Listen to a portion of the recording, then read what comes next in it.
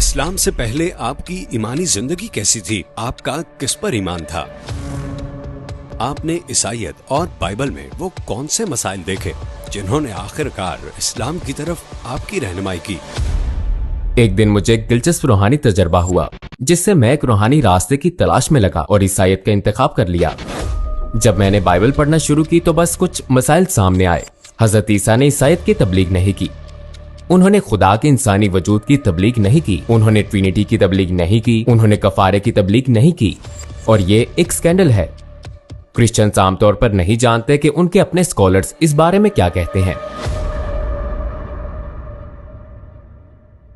السلام علیکم بردر پال Williams, towards eternity میں آپ کو خوش آمدید۔ بہت شکریہ، مجھے یہاں آ کر بہت خوشی ہوئی۔ میرا پہلا سوال یہ ہے کہ پال ولیمز کون ہے؟ کیا آپ مختصراً اپنی زندگی کے متعلق بتا سکتے ہیں؟ جی بالکل، میں اس لنڈن کے کاؤنٹی ایسیکس میں پیدا ہوا۔ اس وقت میں بلاگنگ ٹیکنالوجی پر کنٹینٹ تیار کرتا ہوں جس کا مقصد ابراہیمی عقیدوں، یہودیت، اسلام اور عیسائیت کو زیادہ عالمانہ اور تعلیمی نقطہ نظر سے دیکھنا ہے۔ میں ایک برائے نام کرسچن گھر میں پلا بڑھا اور یونیورسٹی میں ایک کرسچن کی حیثیت سے عیسائی عقائد اور فلسفہ پڑھا، لیکن آخرکار میں نے اسلام قبول کر لیا الحمدللہ، اور آج میں یہاں بیٹھا ہوں۔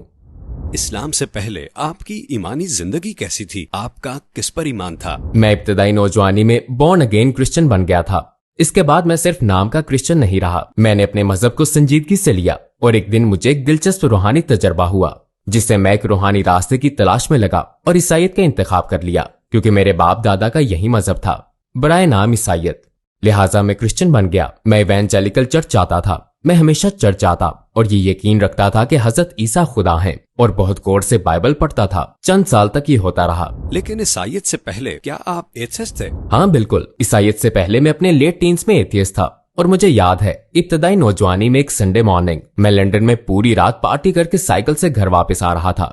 میں نے اسلنگٹن میں ایک خوبصورت چرچ دیکھا جو زیادہ دور نہ تھا۔ میں نے تجسس کی وجہ سے اندر جانے کا فیصلہ کیا۔ میں وہاں گیا اور پیچھے جا کر بیٹھ گیا۔ اچانک مجھے یہ زبردست احساس ہوا جیسے محبت پوری طاقت سے مجھے کھینچ رہی ہو۔ میں یہ نہیں چاہتا تھا، میرے بس میں ہوتا تو کہتا نہیں شکریہ، اور اگر میں زیادہ دیر وہاں رکتا تو رو پڑتا۔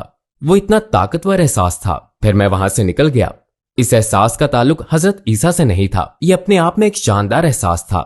میں اگلے ہفتے دوبارہ گیا پھر وہی احساس پانے کے لیے، لیکن اس بار کچھ نہ ہوا، مگر میں سمجھ گیا کہ یہ ایک روحانی احساس تھا جو مجھے ایمانی اور روحانی زندگی کے سفر پر لے آیا۔ چونکہ میرے باپ دادا برائے نام عیسائی تھے، لہٰذا میں نے چرچ جانے کا فیصلہ کیا۔ مجھے اسلام کے بارے میں کوئی علم نہیں تھا، لہٰذا میں کرسچن بن گیا۔ جب میں نے بائبل پڑھنا شروع کی تو بس کچھ مسائل سامنے آئے، اس کے علاوہ کوئی قابل ذکر بات نہیں، مگر میں نے بعد میں اسلام کو پا لیا، یا کہنا چاہیے خدا نے مجھے اسلام کی ہدایت دی۔ بطور کرسچن مجھے پیش آنے والے مسائل کے حل فراہم کیے، اور یوں میں نے مذہب بدل لیا۔